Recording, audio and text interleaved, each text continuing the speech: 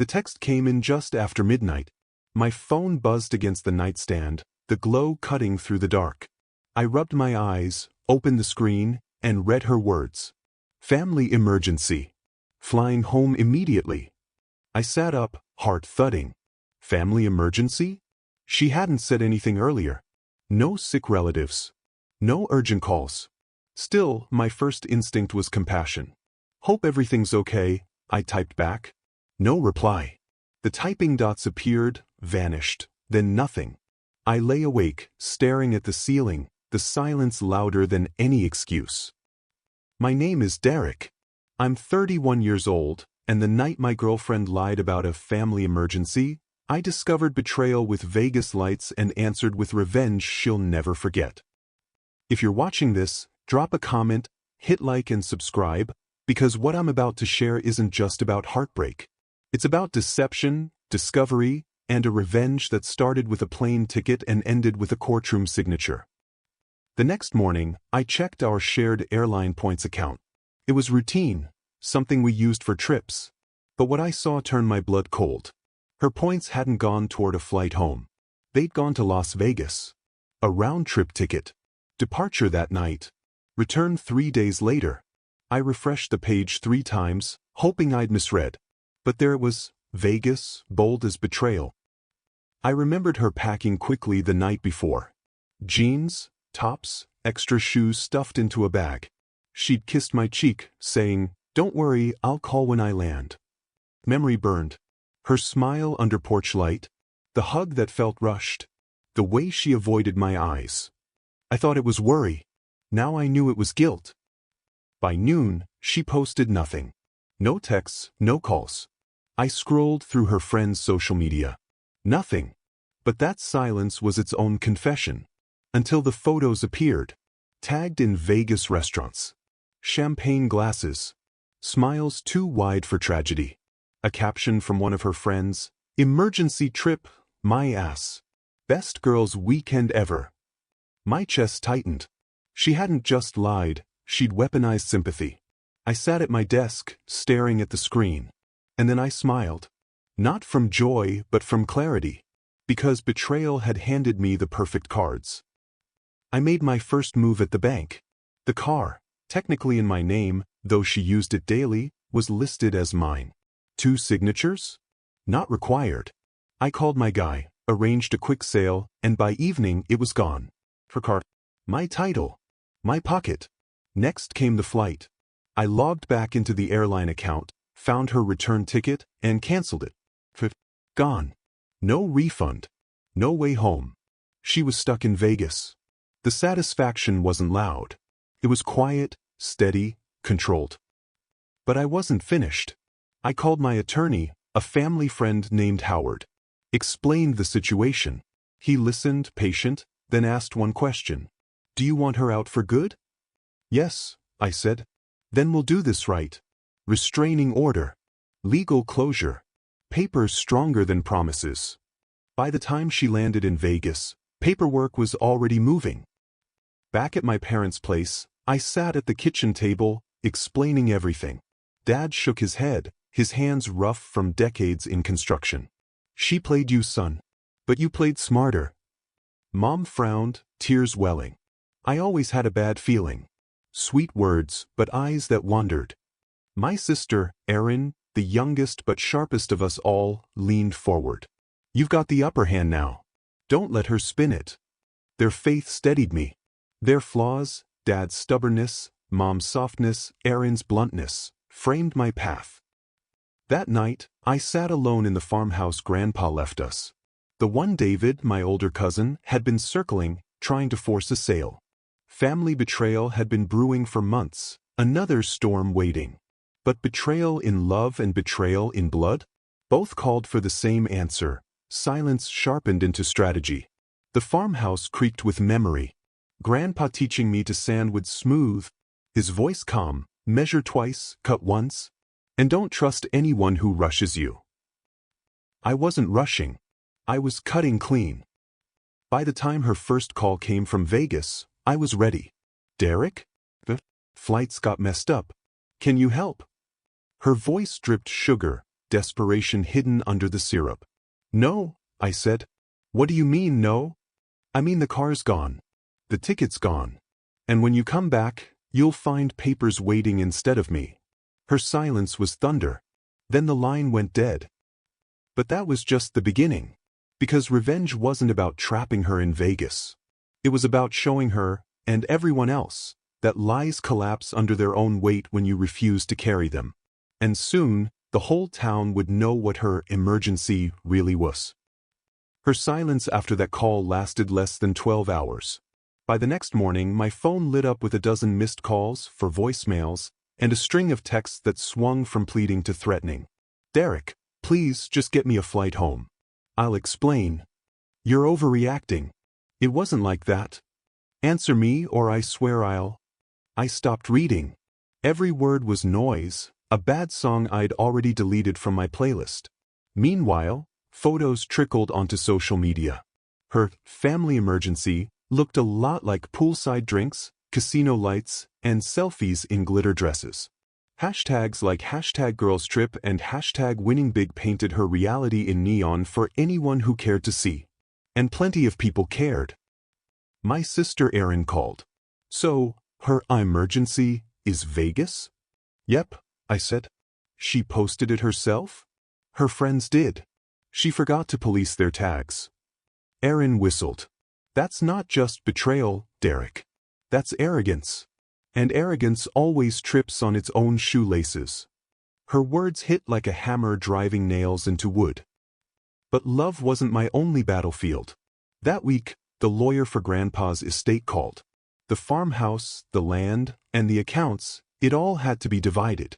And my cousin David smelled opportunity like a wolf smells blood. At the meeting, he leaned back in his chair, slick suit, polished smile. "We should sell the property. Split the profits. Everybody wins." I shook my head. Grandpa wanted it kept. He wrote that it was to stay in the family. David smirked. "Kept by who, Derek? The guy who just got humiliated by his girlfriend running off to Vegas? You can't even keep your personal life straight. How do you expect to manage property?" My fists clenched under the table. Mom reached over and laid her hand on mine, steady, soft, enough to keep me seated. The lawyer cleared his throat. "Mr. Lawson, the will specifies that the property remains in family use, not sale. It is, however, open to management discussions." David's smile faltered, just a fraction. Family betrayal, romantic betrayal, they were mirrors of each other. Both required the same answer: stand firm, build stronger, don't flinch. By Friday, she tried calling from different numbers.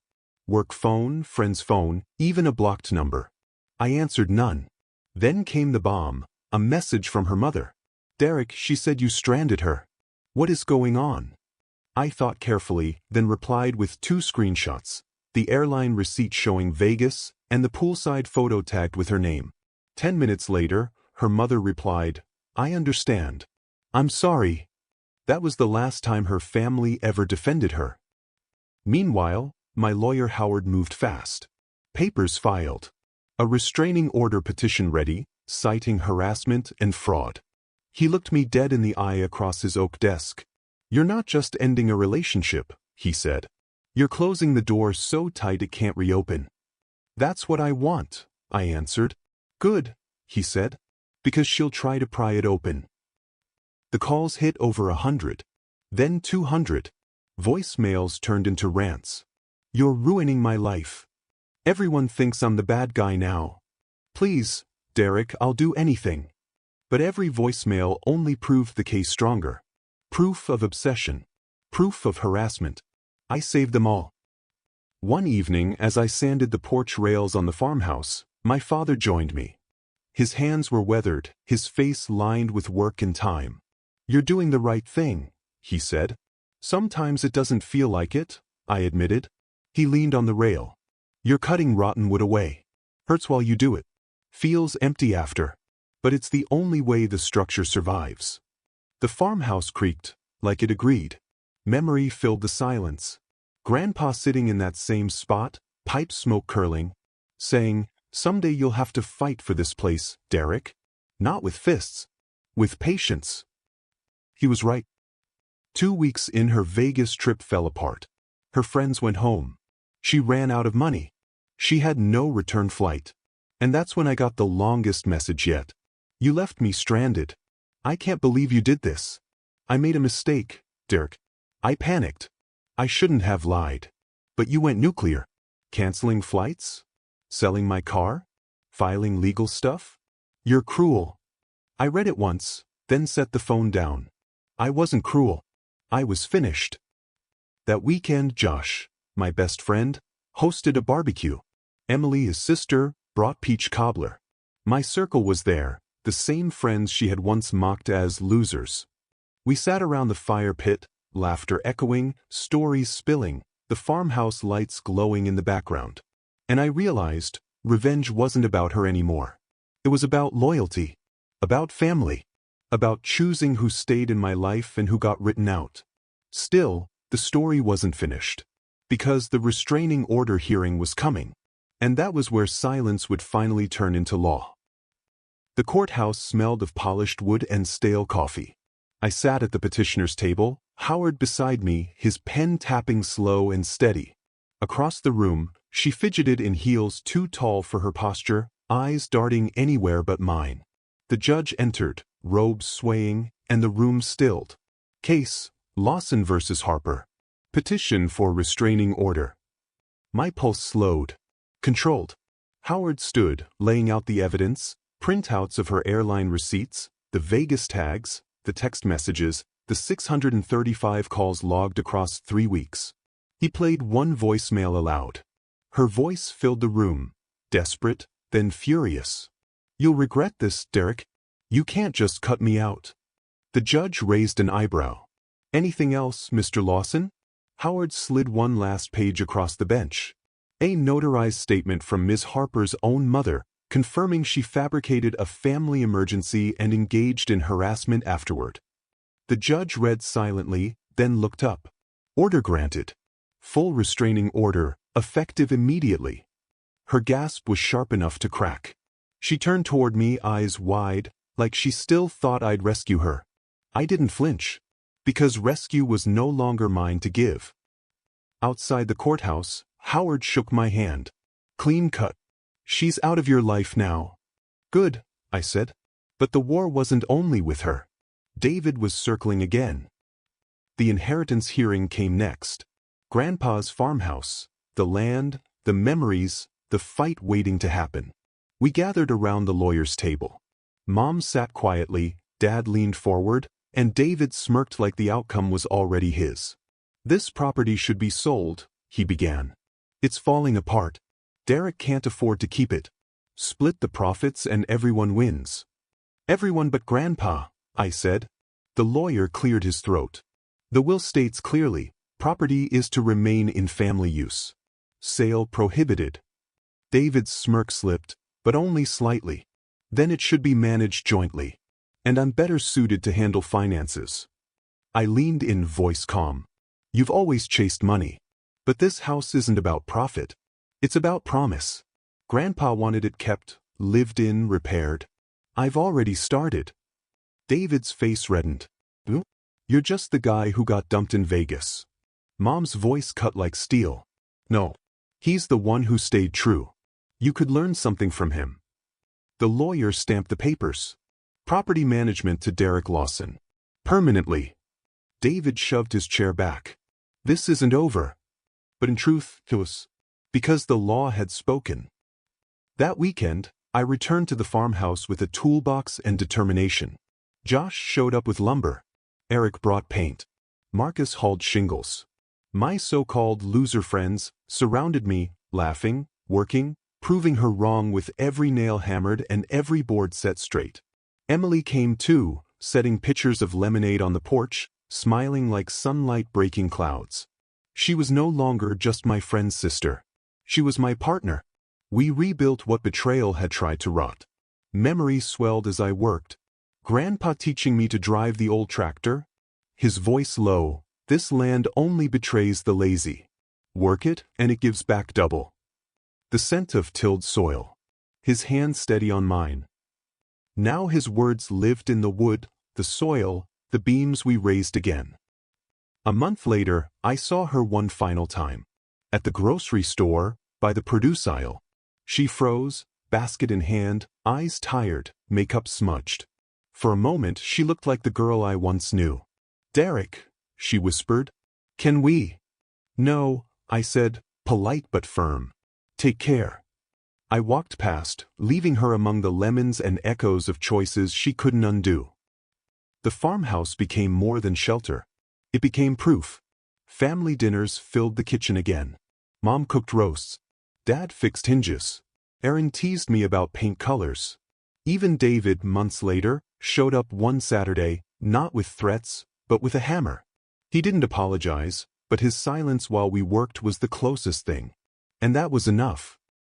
At work, promotions followed. Alvarez, my manager, clapped my back.